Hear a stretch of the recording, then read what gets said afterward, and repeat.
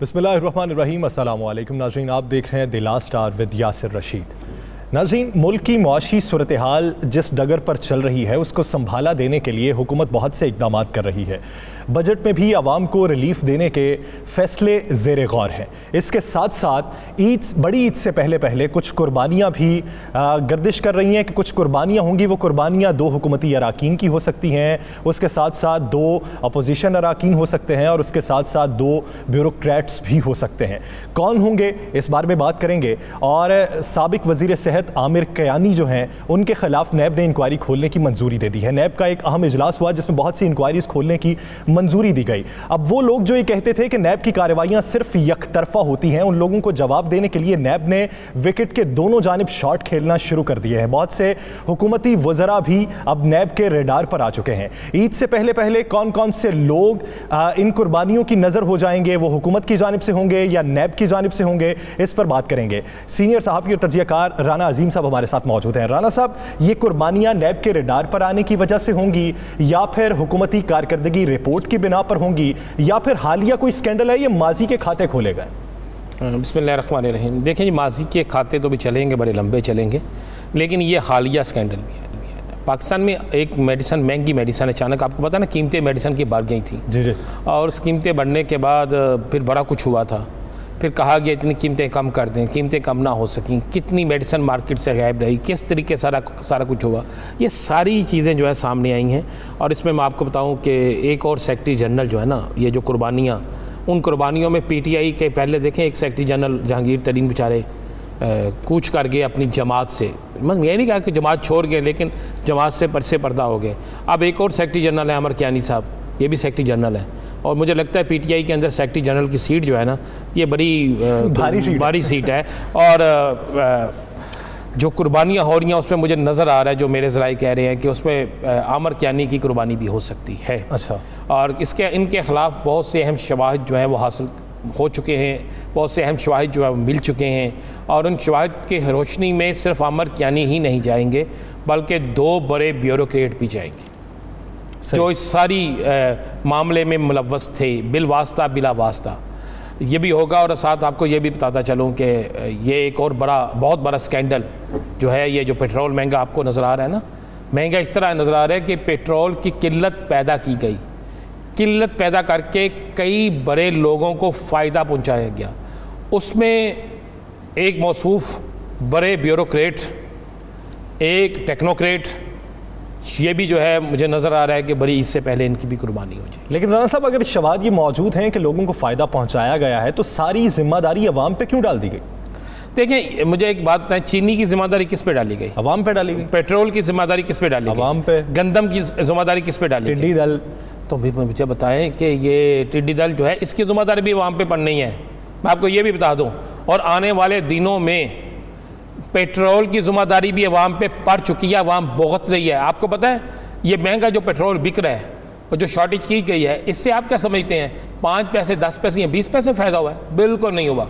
इससे अरबों रुपए, चीनी चूनी सारा कुछ आप भूल जाएंगे, सारे स्कैंडल आप भूल जाएंगे। ये उन सबसे बड़ा स्कैंडल होगा। लेकिन राना साहब, आप ये देखें कि हर नया स्कैंडल आने के बाद यही कहा जाता है कि पिछला स्कैंडल आप भूल जाएंगे, यानी इसका मतलब है कि करप्शन में दिन ब दिन इजाफा हो रहा है।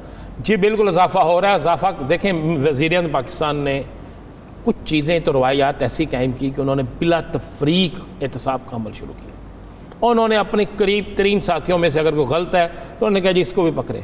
उन्होंने अपनी, देखें, उन्हीं की जमात के सेक्रेटरी जनरल हैं जिनके खिलाफ आज नैब ने बाकायदा शुरू किया। सेक्रेटरी जनरल, वज़ीर-ए-आज़म पाकिस्तान जो है वो चेयरमैन है या सदर है, सदर के बाद जो आएंगे वही आएंगे। सेक्रेटरी जनरल सबसे अहम ओहदा होता है। तो ये जा रहे हैं। मैं आपको बताऊं, ये बड़ी कुर्बानियाँ हो रही हैं, ईद से पहले होनी है और ये कुर्बानियाँ कोई लंबी नहीं जानी, ये होनी भी ईद से पहले हैं।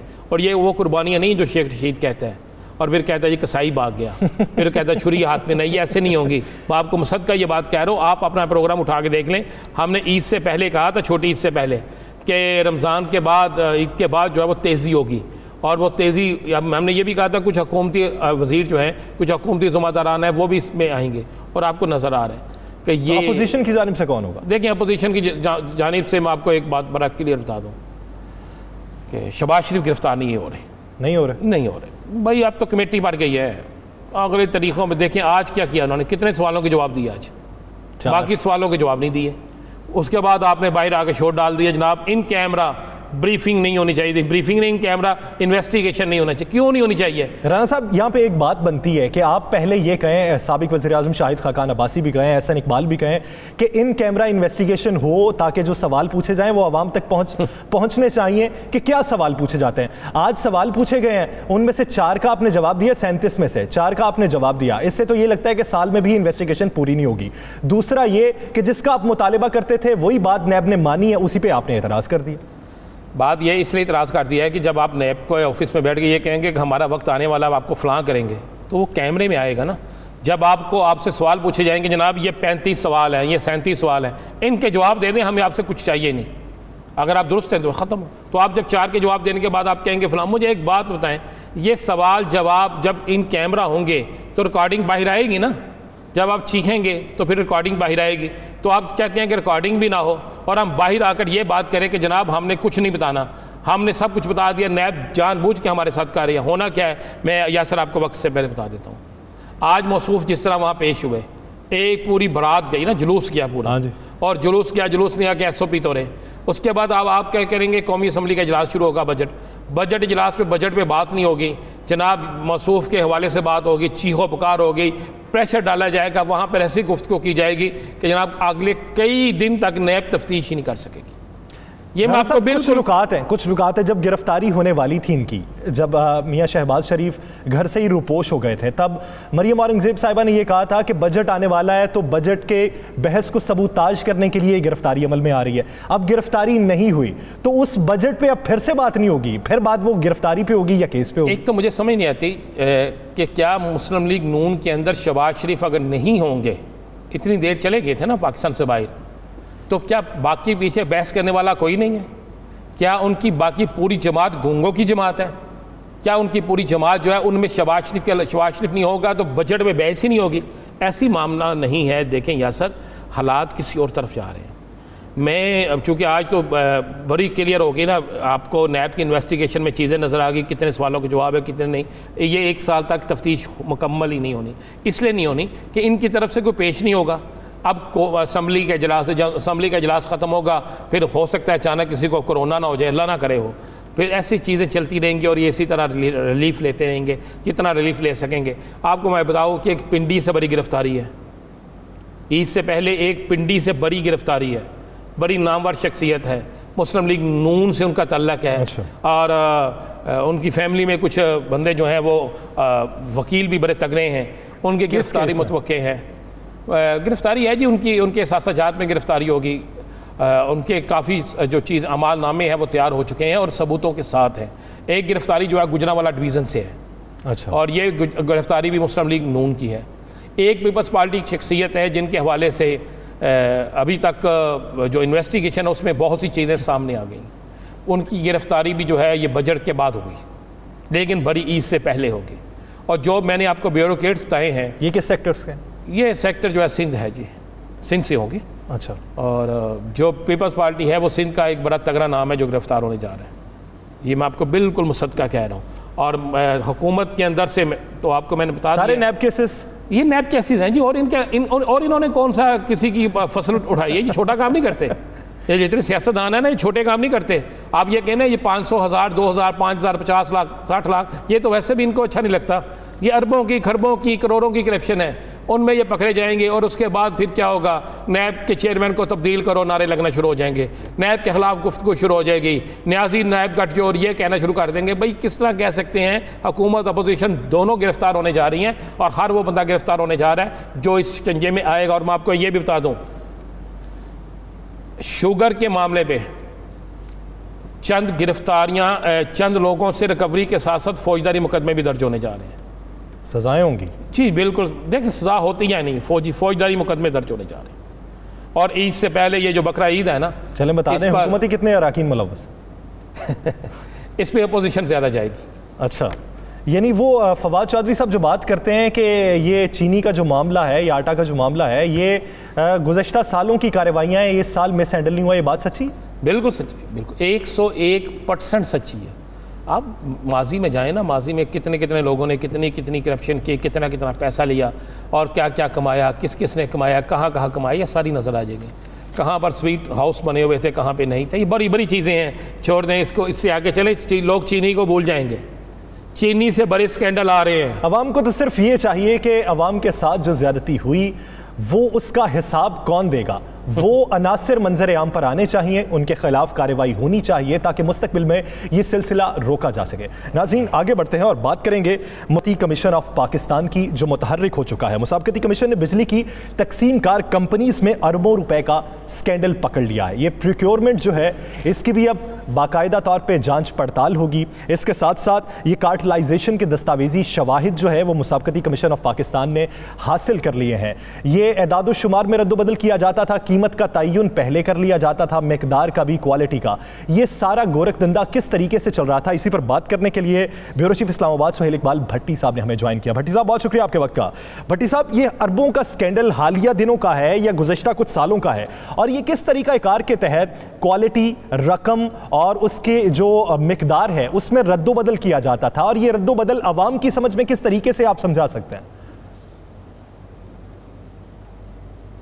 देखिए, पाकिस्तान की तारीख ये है कि मुख्तलिफ सरकारी शुबों में अरबों रुपए की सालाना प्रोक्योरमेंट की जाती है, और इस वक्त एक अंदाजे के मुताबिक पाकिस्तान के मुख्तलिफ वफाकी और सरकारी कंपनियां सालाना 50 अरब डॉलर के लगभग प्रोक्योरमेंट करती हैं। तो वो उसका मतलब ये है कि जो सरकारी कंपनियों के अंदर ये मुख्तलिफ अशिया की प्रोक्योरमेंट का तरीक़ेकार है, वहाँ सालों से मुख्तलिफ कंपनियाँ मिली भगत के करके कोलूजन के ज़रिए मुसाबती कमीशन के कवानीन के खिलाफ वर्जी करते हुए वहाँ से कॉन्ट्रैक्ट हासिल करती हैं, और जिसके नतीजे में गैर मियारी अशिया भी सप्लाई होती हैं, इन्फ्लेटेड प्राइस भी जाती हैं। अल्टीमेटली नाकाबिल तलाफ़ी नुकसान पहुँचता है कौमी ख़जाने को और आम शहरी को। गुज़श्ता 3 सालों के दौरान एक ऐसी प्रैक्टिस रही जिसको मुसाबती कमीशन पाकिस्तान ने अपनी इंक्वायरी के ज़रिए से अनर्थ किया है। अरबों रुपए का स्कैंडल है। मुल्क भर के अंदर तकरीबन हमारी 10 बिजली की तकसीम कार कंपनियाँ हैं, वो सालाना अरबों रुपए की प्रोक्योरमेंट करती हैं, जिसके अंदर जो लाइन हार्ड मटीरियल है, जिसके अंदर पोल शामिल है, जिसके अंदर वायर शामिल हैं, बॉक्स शामिल हैं, ये मुख्तलिफ उसके अंदर इस्तेमाल होती हैं बिजली की तकसीम के अमल के अंदर ये अशिया। वहाँ पर 46 कंपनियाँ हैं जो पूरे मुल्क के अंदर इन 10 तकसीम कार कंपनियों को जो भी लाइन हार्ड मटीरियल वो ख़रीदना चाहेंगी, बिडिंग के ज़रिए से वो पार्टिसिपेट करती हैं। लाहौर और गुजरावाला के अंदर इन्होंने अपने 2 दफातर कायम किए। वहाँ बाज़ाब्ता कोई भी टेंडर आए, मीटिंग होती है, वहाँ तय कर लिया जाता है किस तकसीम कार कंपनी का कौन सा कॉन्ट्रैक्ट, कौन सी प्राइवेट कंपनी किस रेट पर ख़रीदेगी, कौन सी क्वालिटी वहाँ पर वो कोट करेगी। पूरी एक मिली भगत से, जो कि कार्टलाइजेशन की सबसे बड़ी एग्जाम्पल थी, वहाँ बैठ के तय किया जाता। मिनट्स ऑफ मीटिंग इशू होते थे जिसके अंदर तय किया जाता था, साइन होते थे बाज़ाब्ता। ये ज़बानी कलामी बातें नहीं थी, मिनट्स ऑफ मीटिंग मिले हैं मुसाबती कमीशन ऑफ पाकिस्तान को, और जो द लास्ट आवर को एक्सक्लूसिवली इस इंक्वायरी रिपोर्ट की जो कॉपी वसूल हुई है उसके अंदर ये पूरा मामला बयान किया गया है। इन 40 कंपनियों के नाम शामिल हैं। अब इनके खिलाफ जुर्माने की कार्रवाई तो शुरू कर दी गई, लेकिन ये करते क्या थे, उनका तरीका वाद याद यही था कि हर तकसीम कार कंपनी का जो भी टेंडर आना उसके अंदर ये ज़ाहिरी तौर के पर ये जाहिर करती थी कि हम मुसाबती का बिडिंग के अंदर शिरकत कर रही हैं, लेकिन पीछे मिली भगत होती थी, जिससे अरबों रुपए का नाकाबिले तलाफ़ी नुकसान पहुंचा है। गैर मियारी मटीरियल तकसीम कार कंपनियों में इस्तेमाल हुआ, जिसके नतीजे में हमारे लाइन लॉसेज भी बढ़े। जब लाइन लॉसेज बढ़ते हैं तो सालाना अरबों रुपए का नुकसान पहुंचता है कौमी ख़जाने को, अवाम को, हुकूमत को। वो लॉसेज सब्सिडी के ज़रिए अरबों रुपए की सब्सिडी अदा करके पिक करना पड़ते हैं, तो अल्टीमेटली टैक्स पेयर की रकम वहाँ पर भी ज़ाया होती है। अब ये तमाम तर जो वारदात थी मुसाबती कमीशन ऑफ पाकिस्तान ने पकड़ ली है, और ज़रा ये कहते हैं कि ये सारी प्रैक्टिस जब होती थी तो तकसीम कार कंपनियों के अफसरान और अमले की मिली भगत होती थी इसमें। चूँकि एक आलमी इदारे की रिपोर्ट के मुताबिक जो बिलखसूस पाकिस्तान के अंदर प्रोक्योरमेंट होती है, वहाँ पर 30% जो उसका हिस्सा उसके अंदर जो हिस्सा है, उसकी जो अमाउंट है वो खुर्द बुर्द होती है कंपनियों के मबैन, अफसरान के मबैन, मुलाजमीन के मबैन। तो ये अरबों रुपए का सालाना इम्पैक्ट बनता है। अब मुसाबती कमीशन ऑफ पाकिस्तान ने अवाम की जेबों से जाता है, ये तो अवाम को बहुत बड़ा नुकसान अब तक पहुंचाया जाता रहा। सुहेल भट्टी साहब, साथ ही रहिए, मैं आपकी जानिब वापस आता हूं। हमें यहाँ पे ज्वाइन किया असफंदयार खट ने, तर्जुमान मुसाबकती कमीशन ऑफ पाकिस्तान। खटक साहब, बहुत शुक्रिया आपके वक्त का। असफंदयार साहब, ऐसी कौन सी अलार्मिंग सूरत हाल पैदा हुई जिससे ये बात नोटिस में आई कि ये जो कंपनीज हैं ये कार्टलाइजेशन के जरिए अवाम को नुकसान पहुंचाती हैं, 30% रकम की खुर्द बुर्द होती है। इस हवाले से अब तक शवाहिद क्या इकट्ठे कर सकी है मुसाबकती कमीशन ऑफ ऑफ पाकिस्तान, और ऐसा कौन सा लाहे-अमल तरतीब दिया गया है जिससे मुस्तकबिल में कार्टेलाइजेशन के इस अमल को रोका जा सके? अस्सलाम वालेकुम जी, बहुत शुक्रिया आपका जी। जिस तरह सुहेल इकबाल भट्टी साहब ने बड़ा अच्छा तफसीली बयान किया, CCP को कुछ अरसा कबल मालूमात फराहम की गई। हमें अपने इन्फॉर्मेंट से खबर मिली कि जो ये डिस्पोज हैं पावर डिस्ट्रीब्यूशन कंपनी, जब ये टेंडर फ्लोट करते हैं तो इसके टेंडर के जवाब में कुछ कंपनियां ये कोई 50 के करीब प्रोडक्ट्स है वापडा के लिए, तो जिसके टेंडर के जवाब में कुछ कंपनियां सवालबाज कर रही है, गठजोड़ कर रही है। तो उस इंफॉर्मेशन की बिना पे CCP ने अपनी एक इंक्वायरी का आगाज किया, और इस इंक्वायरी में हमें पता चला कि जो इंफॉर्मेशन दी गई थी वो थी Hyderabad electric supply company, Multan electric supply company और tribal areas electric supply company से मुतालिक। लेकिन जब हमारी इंक्वायरी ऑफिसर ने इनको देखना शुरू किया तो उसका दायरेकार बढ़ा दिया गया दूसरे डिस्पोज तक भी। तो उस सिलसिले में हमें मालूमात मिली कि ये जो कंपनियां टेंडर में पार्टिसिपेट करती थी, उसमें वो आपस में गठजोड़ करके एक जैसी कीमत देके और आपस में ही उसको डिस्ट्रीब्यूट करती थी, और बारी बारी इस टेंडर को इसमें इस तरह गठजोड़ के जरिए इसमें पार्टिसिपेट किया जाता था, जिसका नुकसान कंज्यूमर्स को भी था, जिस तरह सुहेल भट्टी साहब ने फरमाया, और मुल्की मईशत को भी नुकसान हो रहा था।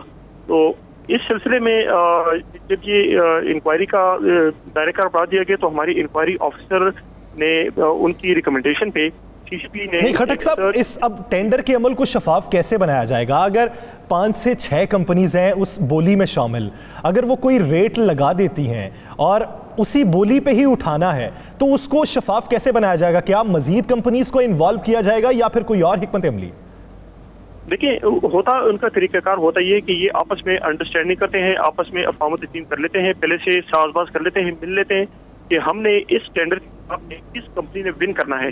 तो ये पहले से डिसाइड कर लेते हैं, पहले से इस बात का फैसला कर लेते हैं कि इस बार ये टेंडर फलानी कंपनी विन करेगी। तो उस सिलसिले में जब ये आपस में कोटेशन देते हैं, जब टेंडर देते हैं अपना, तो उसमें ऐसी कीमत लिखते हैं कि ऊंच नीच थोड़ा बहुत उसमें फर्क होता है, और जिस कंपनी को इन्होंने जितवाना होता है उसको जितवा देते हैं।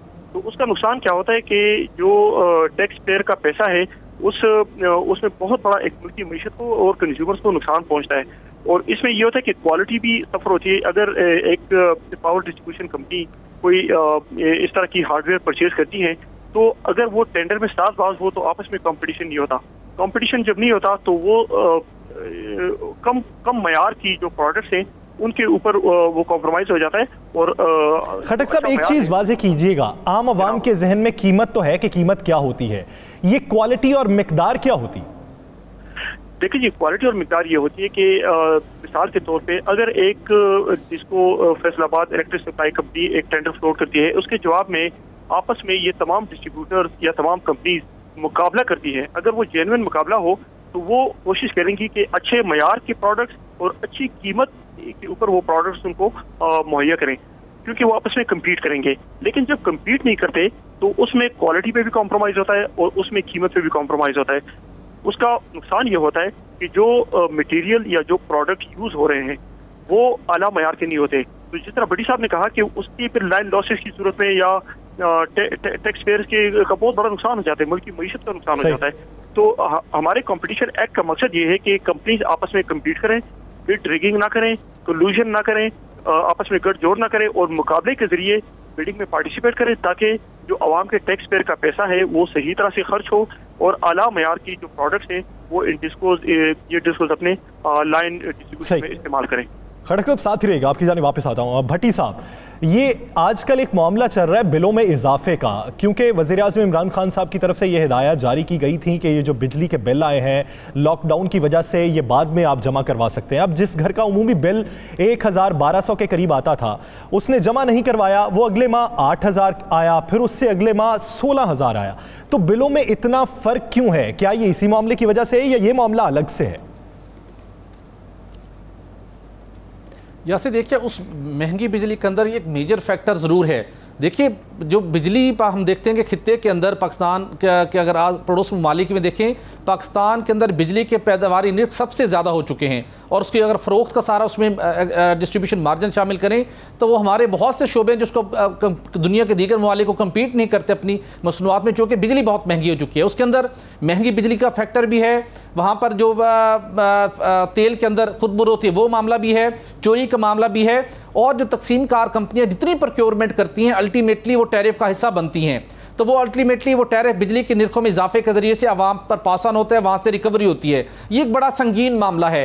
साबित कमीशन ऑफ पाकिस्तान ने इसके अंदर इसके मामले की राह हमवार करते हुए नेपरा के लिए भी एक बड़ा सवाल खड़ा किया है कि वो भी अपनी लाइसेंसी के मामलात को देखे कि किस तरीके के साथ बिजली कम करने के लिए वो वहाँ पर गुड गवर्नेंस ला सकते हैं, शफाफियत लाने के अंदर रेगुलेटर अपना रोल प्ले कर सकते हैं। मुसाबती कमीशन ने रिसेंटली एक्टिव हुआ है जो प्राइम मिनिस्टर की डायरेक्टिव के ऊपर, वहाँ पर इस मामले के अंदर भी जो मुमकिन तौर पर चैलेंज होगा, जो भी इन्होंने अब आगे चल के जुर्माना करना है, तो बासर लोग होते हैं जाके कोर्ट से स्टे ऑर्डर हासिल कर लेते हैं। अगर तक प्राइम मिनिस्टर ने भी अटॉर्नी जनरल पाकिस्तान को हिदायत की थी कि स्टे ऑर्डर वकेट किए जाएं, तो मुझे हमारे ज़राए के मुताबिक, ज़राए से मिलने वाली इतलात के मुताबिक इस्लामाबाद हाई कोर्ट में रिसेंटली चेयरपर्सन मुसाबती कमीशन ऑफ पाकिस्तान खुद पेश हुई हैं कि सालों से वहाँ पर एक कुछ मामलात के ऊपर स्टे ऑर्डर है उसको ख़त्म किया जाए। तो मेरे ख्याल में जो ये 27 अरब रुपए के अब तक जुर्माने कर चुका है मुसाबती कमीशन ऑफ पाकिस्तान, लेकिन रिकवरी न होने के बराबर है। वजह हुक्म इम्तना, 10-10 सालों से हुक्म इम्तना अदालतों से मुख्तलिफ कंपनियों ने हासिल कर रखे हैं। तो ज़रूरत अब इस अमर की है कि जो लोग कार्टेलाइजेशन में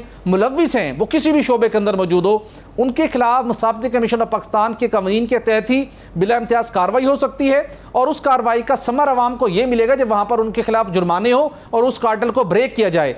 और उसके अंदर कहीं अगर वो अदालतों का सहारा लेते हैं तो वहाँ पर अब अटॉर्नी जनरल ऑफिस को जाके अदालतों को कन्विंस करना होगा कि 10 सालों से बिलखुसूस Sindh high court, Lahore high court, 10 सालों से जिन मामलात के ऊपर हुक्म इम्तना उन्होंने जारी कर रखा है उन्हें खारिज करें ताकि मेरिट के ऊपर फैसला हो।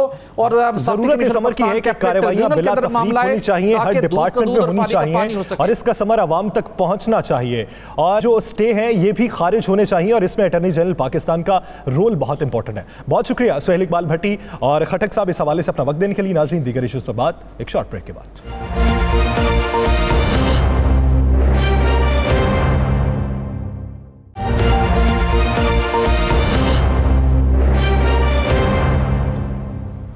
Welcome back. नाज़रीन, बजट के हवाले से बहुत सी तजावीज़ ज़ेर गौर हैं जिस पर हुकूमत सोच विचार कर रही है, और इस हवाले से आलमी मालियाती इदारों से राब्ते भी जारी हैं। बजट 2020-21 के हवाले से सरकारी मुलाजमीन जो हैं उनकी तनख्वाहों में इजाफे पर भी गौर किया जा रहा है। अगर ग्रेड 1 से 18 तक की बात की जाए तो 10% इजाफे पर गौर किया जा रहा है, और 18 से जो 22 ग्रेड तक के अफसरान हैं उनकी तनख्वाहों में इजाफा नहीं होगा। IMF ने इस हवाले से तंबीह भी जारी कर दी है। अब बजट की जो मामलात हैं ये अगर इजाफा हो जाता है तो फिर बजट में कहाँ से कट लगाना पड़ेगा, ये गैर मामूली हालात में तैयार होने वाला ये बजट है। इस पूरे मामले पर बात करने के लिए सीनियर रिपोर्टर हमारे हैं इकराम होती साहब, वो हमारे साथ मौजूद हैं, और माहिर मईशत डॉक्टर कैस असलम साहब ने हमें ज्वाइन किया है। इकराम होती साहब, सबसे पहले आपकी जानिब आऊँगा। एक जानिब गैर मामूली हालात हैं, उसमें गैर मामूली बजट तरतीब दिया जाना है। 1000 अरब रुपया जो है वो कोरोना के रिलीफ के हवाले से मुख्तस किया जाएगा, उसके असरात को ख़त्म करने के लिए सेहत के निज़ाम को भी बेहतर बनाना है, प्राइवेट सेक्टर को भी फाल करना है। तो ऐसी सूरत हाल में सरकारी मुलाजमीन के लिए ये 10% इजाफा हुकूमत किस तरीके से बर्दाश्त करेगी, और इस हवाले से हुकूमत ने अब तक प्लानिंग क्या की है? जी, सिर्फ हुकूमत के बर्दाश्त करने का मामला नहीं है, एक मिसमैनेजमेंट हुई है। मिसमैनेजमेंट ये हुई है कि आज से 1 महीना पहले जो ब्रॉडर फ्रेमवर्क बजट का होता है, बुनियादी ढांचा, उस पर जब डिस्कशन हो रही थी तो ये मामला IMF के साथ डिस्कस ही नहीं किया गया। अगर ये डिस्कस कर लिया जाता बर वक्त तो ये बात सामने आ जाती कि कितने पैसों की ज़रूरत है पूरी ब्यूरोक्रेसी की तनख्वाहों को बढ़ाने के लिए, वो डिस्कस ही नहीं हुआ। अब 50-60 अरब रुपए का नया इन्होंने जब फार्मूला सामने लाया कि ये तनख्वाहों के लिए चाहिए हमें इजाफे के लिए, तो उन्होंने कहा कि भाई ये तो बहुत ज़्यादा पैसे हैं, आप इनको कम करें, स्लैश करें, बिल्कुल निस्फ कर दें, 25-30 अरब रुपए तक जा सकते हैं, ज़्यादा नहीं जा सकते इजाफे में। वो 25-30 अरब रुपए का इसका इजाफा जो है टोटल सारी ब्यूरोक्रेसी के लिए, जिसमें ग्रेड 19, 20, 21, 22 भी शामिल थे, वो वारा ही नहीं खाता क्योंकि वो तो इजाफा ही नहीं बढ़ता। सही। होती साहब साथ ही रहेगा। डॉक्टर कैस साहब, आपकी जानिब आता हूँ। डॉक्टर साहब, जहां प्राइवेट सेक्टर को इस कोरोना वायरस की वजह से एक जोर का झटका लगा है, ऐसी सूरत हाल में आपको प्राइवेट सेक्टर को भी संभाला देना है, दूसरी जानिब भी बहुत सी चीज़ें लेकर चलनी हैं। तो इस सूरत हाल में ये जो तनख्वाहों में बुनियादी इजाफा 10% का अगर कर लिया जाए तो ये हुकूमत किस तरह मुतहम्मिल हो सकती है? जैसे होती साहब भी कह रहे हैं, एक तो पहले मिसमैनेजमेंट हुई, दूसरा ये जवाब देना है कि ये इजाफा कहाँ से पैसे निकाले जाएंगे। ये हुकूमत इस पूरे मामले को किस तरीके से डील करेगी? देखें, जो 16 ग्रेड तक के मुलाजमीन हैं उनको अगर नहीं दिया आपने इजाफा तो वो पॉलिटिकल क्राइसिस आएगा। तो मेरा ये ख्याल है कि वहाँ तक तो ये करना पड़ेगा, उसके ऊपर फ्रीज करना पड़ेगा और 19 ग्रेड से ऊपर जो मुलाजमीन उनकी तनख्वाह कम करनी पड़ेगी ताकि वहाँ से पैसे निकाल के आप नीचे वाले मुलाजमीन को दे सकें, क्योंकि स्लैब बहुत बड़े हैं। तो एक तो ये तरीका है। दूसरा जो है वो ये है कि आपकी जो डेट सर्विसिंग है वहाँ आपको रिस्पाइट मांगना पड़ेगा IMF से और दूसरे इदारों से कि अगर आप वहाँ 2-4% भी कम कर लें, अपना 40-42% होता है बजट का हिस्सा डेट फाइनेंसिंग का, तो वहाँ से अगर आप निकाल लें तो फिर तो ये मुमकिन है। मगर अगर आप वहाँ भी देंगे आप, लेकिन डॉक्टर साहब अगर हालिया सूरत हाल देखें तो आपको पता होगा कि महसूलात का जो हदफ था हम तो वो भी अचीव नहीं कर पाए। तो अगले साल वो महसूलात का जो हदफ होगा हम तो उससे नीचे रहेंगे, तो ये फिर किस तरह मुमकिन होगा? अग्रीड। देखिए, बात ये है कि रैशनल करना चाहिए था इनको कि 3 पॉइंट समथिंग अगर बिलियन का आपको टैक्स आया है तो it's a very dangerous way of doing things. ठीक है, गवर्नमेंट के पास ये रहता है, but at the same time इसको आप अनकंडीशनली नहीं कर सकते, बड़ी स्पेसिफिकली करना पड़ेगा। तो सिर्फ नोट छापने से, तनख्वाहें बढ़ाने से तो आप सजा दे रहे हैं लोगों को जिनको तनख्वाह बढ़ा रहे हैं। सही। डॉक्टर साहब साथ ही रहेगा, राना अजीम साहब भी हमारे साथ ही मौजूद हैं। राना साहब, आपका तज्जिया क्या कहता है इस हवाले से? कान इधर से पकड़ लें या इधर से पकड़ लें, महंगाई थोड़ी सी बढ़ा दें और साथ ही आप तनख्वाहें भी बढ़ा दें, तो हिसाब तो वहीं का वहीं बराबर है। इस पूरे मामले में हुकूमत से ये पूरा मुआशी ढांचा जो है ये किस तरह तश्कील पाएगा जब आपको सेहत का निज़ाम भी ठीक करना है, बर्बाद हो चुका है, आपको गंदम और खुराक के हवाले से भी देखना है जो इस वक्त हम कहत की सूरत हाल में है, आपको पेट्रोलियम मसनूआत को भी बेहतर करना है। तो इस सारी सूरत हाल में हुकूमत किस नहज पे पहुंचेगी? अपोजिशन तो आपसे बात करने को तैयार नहीं। देखिए, हाल आप ये बोल गए हैं कि अभी ग़ज़ाई किल्लत जो पैदा होने का खदशा है, अगर ये 1 माह बाद टिड्डी दिल का दोबारा एक हमला आता है और जिससे ग़ज़ाई किल्लत पैदा हो सकती है, 30% था बिल्कुल, और ग़ज़ाई किल्लत पैदा हो जाएगी, फिर आप क्या करेंगे? मामला यह है कि ये मुमकिन ही नहीं है। मेरी समझ से ये बात बालातर है कि आप नीचे इजाफा कर दें और ऊपर इजाफा ना करें इन्हें, और ऊपर से कटौती भी नहीं कर सकते। इसलिए नहीं कर सकते, हुकूमत के इर्द जो लोग बैठे हैं, हुकूमत की जो ब्यूरोक्रेसी बैठी है, वो सारे 17 ग्रेड से ऊपर बैठे हैं, कोई भी 17 ग्रेड से नीचे नहीं है। और उन्होंने हमेशा अपना सोचा है। अगर आप ये कहें कि वो कौम का सोचेंगे, वो पाकिस्तान के लिए सोचेंगे, वो हुकूमत की बेहतरी के लिए सोचेंगे, तो ऐसा मुमकिन नहीं है। ये पेट्रोल की शॉर्टेज, ये पेट्रोल की ब्लैकमेलिंग, ये बाकी दीगर मामला, ये मेडिसिन की कीमतें बढ़ना, ये सारा ऊपर से जाता है ना, ऊपर से निचले वाला तो चला कुछ करता ही नहीं। तो लिहाजा ये सारा कुछ होगा। अगर तनख्वाहें बढ़ेंगी तो सबके बढ़ेंगी। अगर आप ये कहें कि ऊपर से कटौती हो जाएगी, नीचे से तनख्वाहें बढ़ा दी जाएंगी, तो ऐसा मुमकिन नहीं होगा। और जहाँ तक हुकूमत की मुआशी टीम का तल्लक है, तो हुकूमत की मुआशी टीम आपके सामने है कि जो टीम पेट्रोल सस्ता करने के बावजूद आवाम को पेट्रोल नहीं दिला सकी, जो कीमतों में कमी नहीं करवा सकी अशिया खुर्दोनोश की कीमतों में, इस मौजूदा हालात के बावजूद जो यहाँ पर आवाम को तमाम रिलीफ देने के वादों के बावजूद एक रिलीफ नहीं दे सकी, तो वो इस ऐसा बजट की इस बजट में क्या देगी? ये बात खोती साहब की बिल्कुल ठीक है कि ये वाहद बजट होगा पाकिस्तान का जिसमें बेइंतहा गलतियाँ होगी, और ये वाहद बजट होगा जो इस हुकूमत के लिए खुद एक अपोजिशन होगा। ये वाहिद दौर है कि जिसमें हुकूमत की जानिब से रिलीफ भी बहुत मिल रहा है कागजी तौर पर और ज़बानी तौर पर, मगर आवाम तक नहीं पहुँच रहा। पेट्रोल सस्ता होता है, आवाम को उसकी दस्तयाबी अमल में नहीं आती, गंदम और काश्तकारों को रिलीफ दिया जाता है, टिड्डी दल से उसकी तबाही हो जाती है।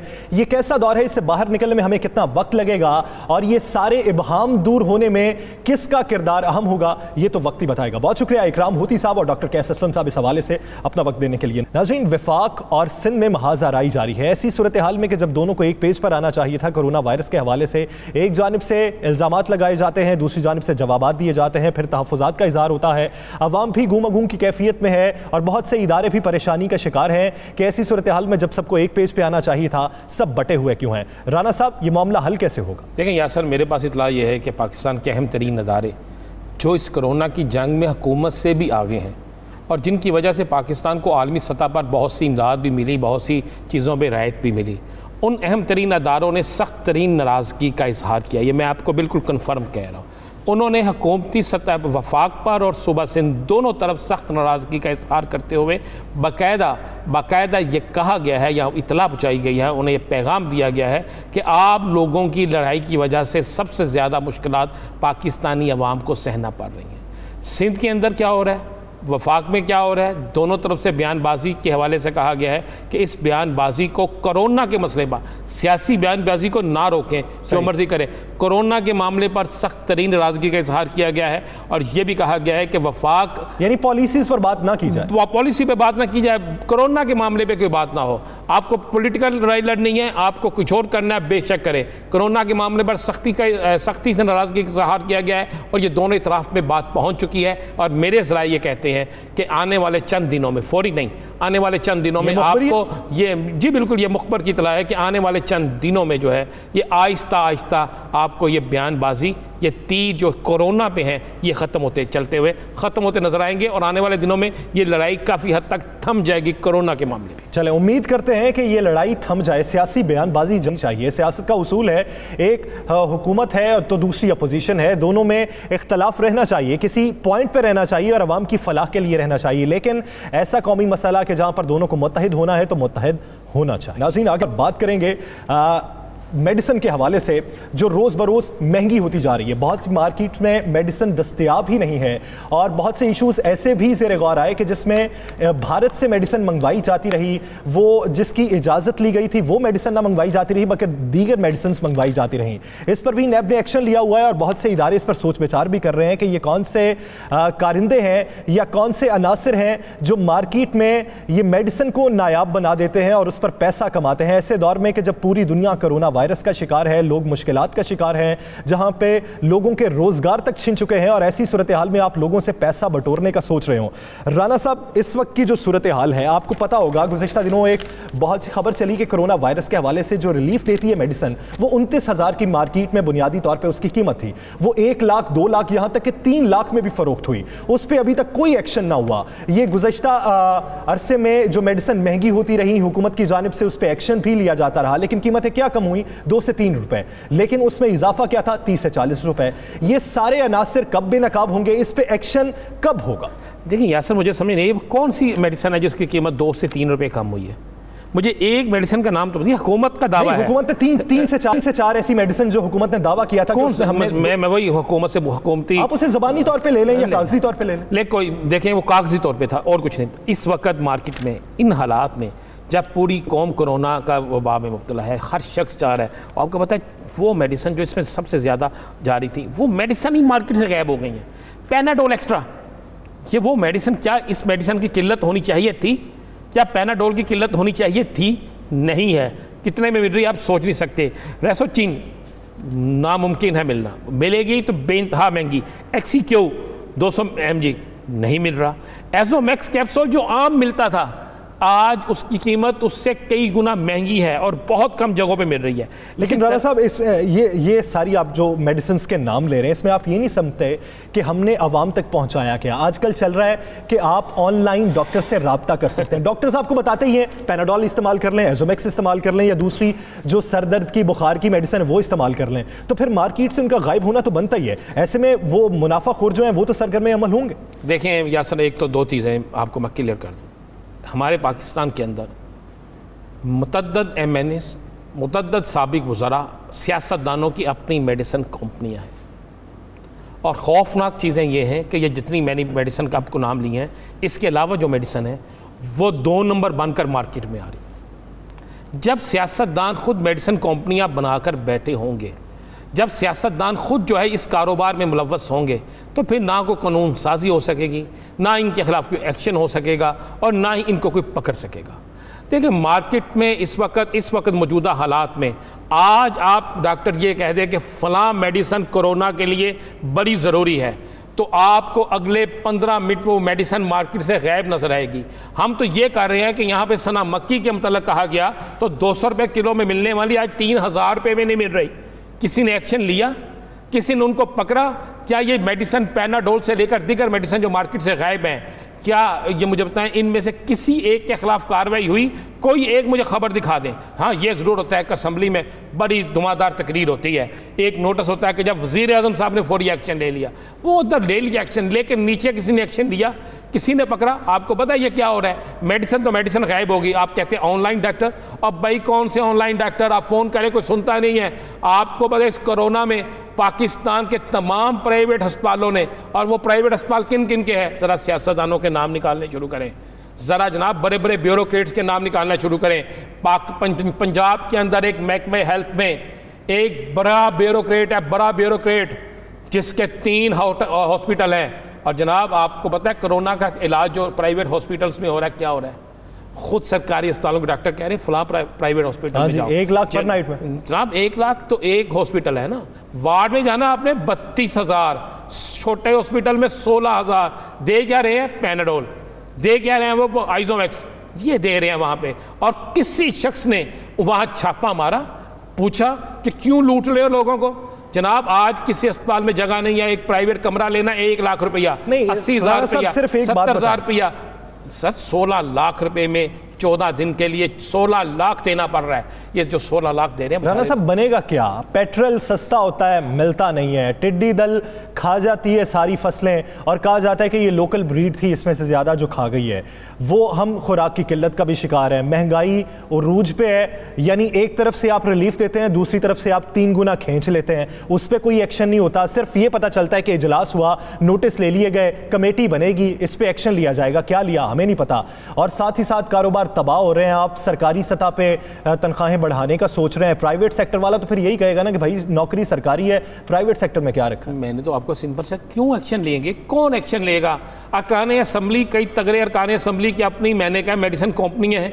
मैं चैलेंज से प्रोग्राम में कह रहा हूँ, आके बैठ जाएं, मैं दिखा देता हूँ किसकी कितनी कंपनियां हैं मेडिसिन की। मैं दिखा देता हूँ किस हुक्मरान जो है उसने कितनी मेडिसिन की कंपनियां बना रखी हैं। मैं दिखा देता हूँ कि किस किस के प्राइवेट अस्पताल किन के हैं। मुझे बताएं ना, ये प्राइवेट अस्पताल किन के हैं? ये उन लोगों के हैं जो तगड़े लोग हैं। कितने MNAs हैं, कितने MPs हैं, माजरत से तलक मैं कहता हूँ कितने कितने तगड़े वो लोग हैं जिनको आप पूछ नहीं सकते। तो क्यों एक्शन होगा? नहीं हो सकता एक्शन। इस पे हमें सिर्फ तिफल तसल्लियां दी जाएंगी या बाकायदा तौर पर एक्शन होगा? इस पे मजीद बात करते हैं राणा साहब। यहाँ पे लेनी है एक शॉर्ट ब्रेक।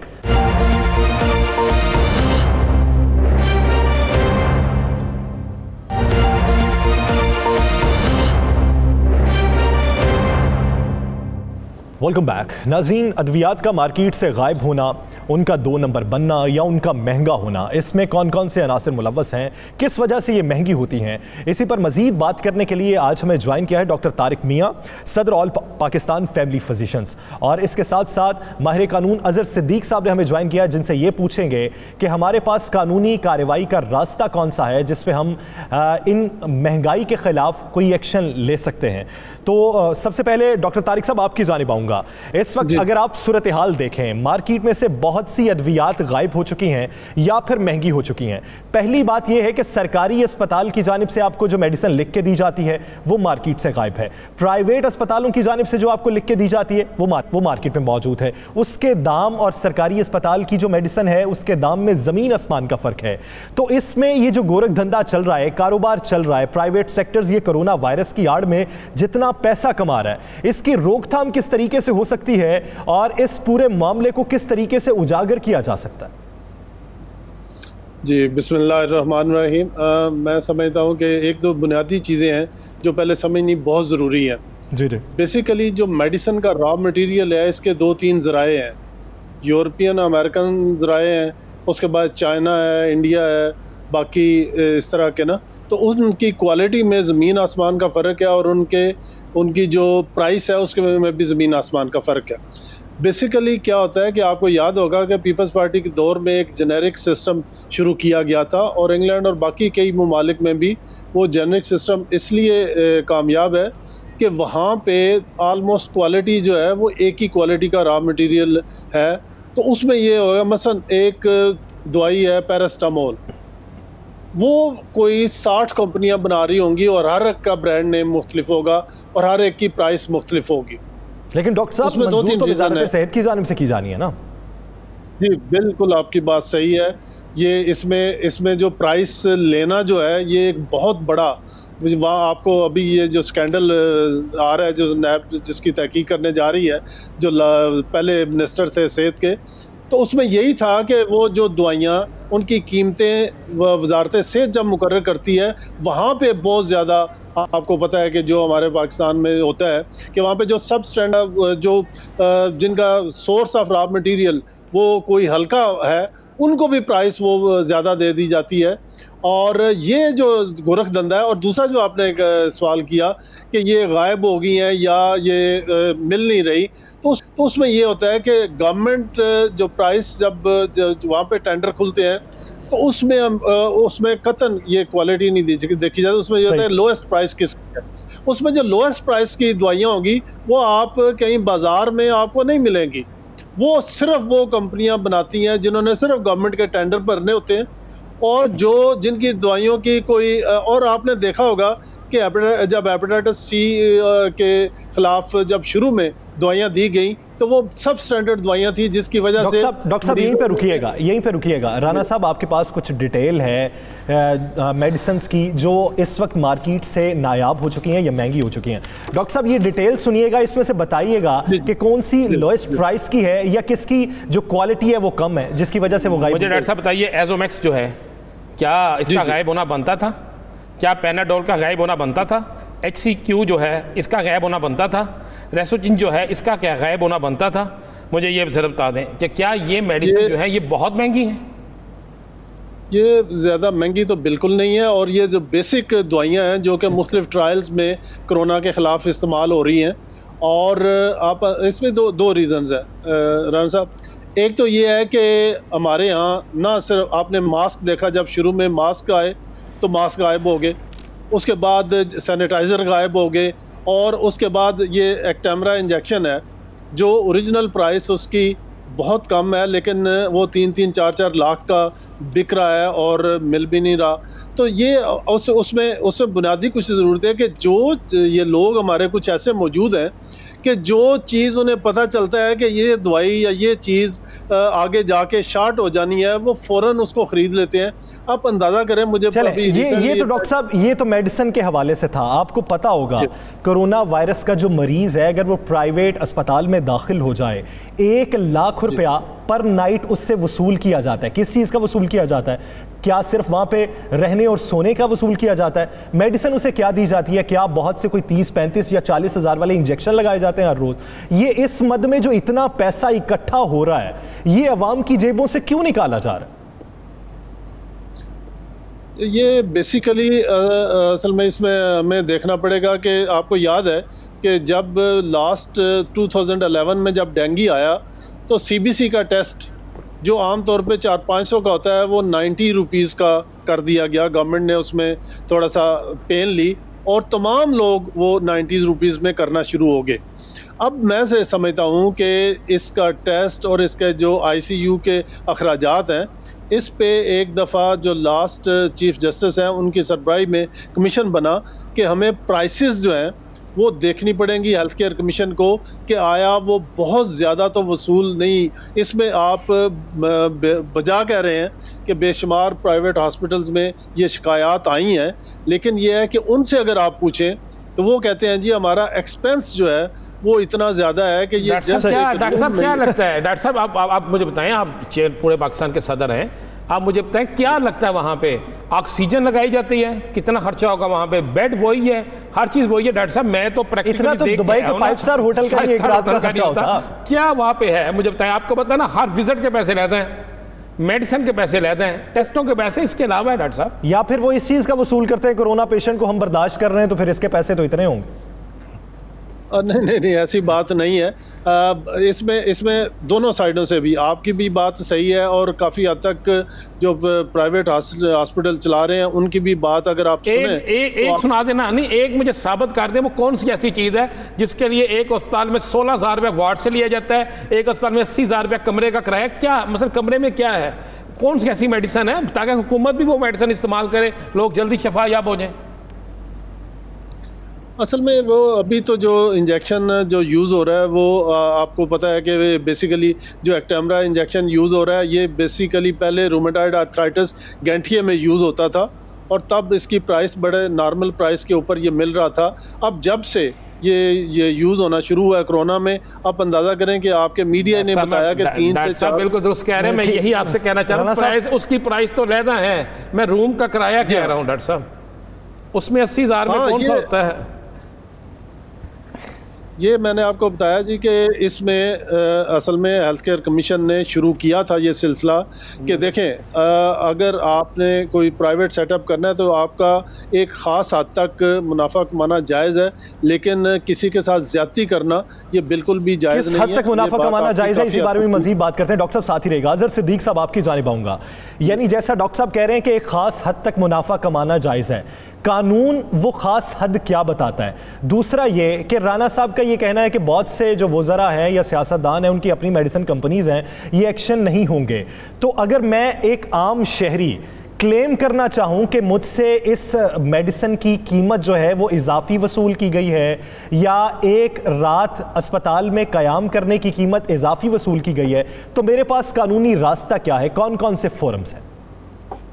बहुत शुक्रिया यासर, मेरा अपना सब्जेक्ट है। मैं गुज़श्ता 10-15 साल से मुख्तलिफ पिटीशंस कोर्टों में लाता रहा हूँ और आपको याद होगा सबसे पहले पिटीशन इस इशू के ऊपर ईमान मलिक था, जो बच्ची को डॉक्टर हॉस्पिटल में इंजेक्शन लगा के मार दिया गया, और हेल्थ केयर कमीशन उसी केस के बाद बना था और हेल्थ केयर कमीशन पे बड़ी हमने जदोजहद की, लेकिन हम सॉरी भैया तो हम बुरी तरह नाकाम हो गए।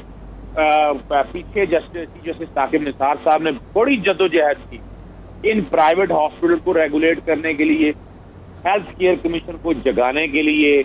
आप सोच नहीं सकते स्टंट कितने के पड़ते थे यहाँ पर, मेडिसिन दस्तयाब नहीं थी। अभी सॉल्ट का जो जिक्र किया है, सॉल्ट की हालत क्या थी, आप जेनेरिक नेम के हवाले से अब लेके आएंगे उसकी पोजीशन कुछ और होगी। मैं जरा इशारतन में अपने ये बर्ड आई हुई आपको दे रहा हूँ और कोशिश की बाकायदा वहाँ ऑपरेशन के हवाले से प्राइस फिक्स की, लेकिन उनके जाने के बाद ये सब सो गए।